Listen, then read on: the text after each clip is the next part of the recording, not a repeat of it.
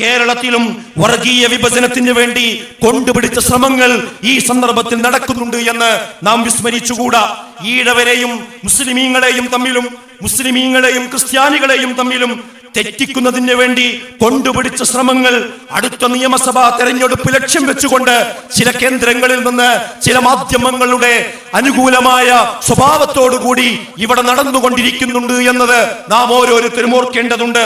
ആ കെണിയിൽ സമാധാനം ആഗ്രഹിക്കുന്ന ഒരാളും പെട്ടുപോകുവാൻ പാടില്ല. കാരണം നേതാക്കന്മാർ സ്വാർത്ഥ താല്പര്യങ്ങൾക്ക് വേണ്ടി വർഗീയത പറയുമ്പോൾ അണികൾക്ക് അവരെ തിരുത്താൻ സാധിക്കണം. കാരണം എന്താണെന്നോ, നമ്മുടെ കേരളം എന്ന് പറയുന്നത് ഒരു ഉത്തരേന്ത്യയല്ല.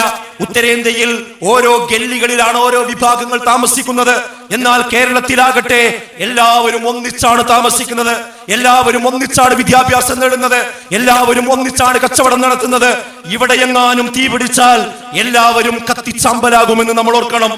ഇവിടെ എങ്ങാനും സ്ഫോടനങ്ങൾ ഉണ്ടായാൽ എല്ലാവരുടെ വീടും തകരുമെന്ന് നാം മനസ്സിലാക്കണം. ഇവിടെ എങ്ങാനും തെരുവുകളിൽ വർഗീയത അഴിഞ്ഞാടിയാൽ എല്ലാവരുടെ കച്ചവട കമ്പോള സ്ഥാപനങ്ങളും പൂട്ടേണ്ടി വരുമെന്ന് നമ്മൾ തിരിച്ചറിയണം.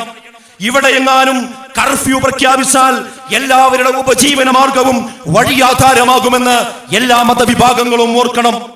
ഇവിടെ എങ്ങാനും അസമാധാനത്തിന് തിരികൊളുത്തിയാൽ എല്ലാവരുടെ മക്കളുടെയും വിദ്യാഭ്യാസം നിലച്ചുപോകും എന്ന് നാം മനസ്സിലാക്കേണ്ടതുണ്ട്.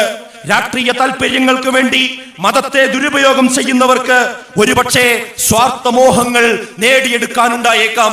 കോർപ്പറേറ്റ് ചങ്ങാത്തത്തിലൂടെ അവരുടെ തലമുറകൾക്ക് ജീവിക്കുവാനുള്ള സമ്പാദ്യം വെട്ടിപ്പിടിക്കാനായേക്കാം.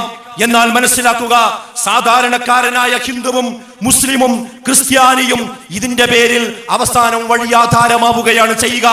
അവ തങ്ങളുടെ നേതാക്കന്മാർക്ക് വേണ്ടി ജയ് വിളിച്ച് കൊലവിളി നടത്തി അവസാനം തന്റെ അയൽവാസിയോട് തെറ്റി തന്റെ നാട്ടിൽ എല്ലാവരാലും വെറുക്കപ്പെട്ട് അവസാനം ഒന്നുമില്ലാത്തവനായി സാധാരണക്കാരി മാറുകയും നേതാക്കന്മാർ അതുകൊണ്ട് തടിച്ചു കൊഴുക്കുകയും അവർ അവരുടെ തലമുറകൾക്കുള്ള സമ്പത്ത് സമ്പാദിക്കുകയും ചെയ്യുന്ന ഒരു സാഹചര്യം ഇവിടെ ഉണ്ടാകുമെന്ന് നാം തിരിച്ചറിയേണ്ടതുണ്ട്.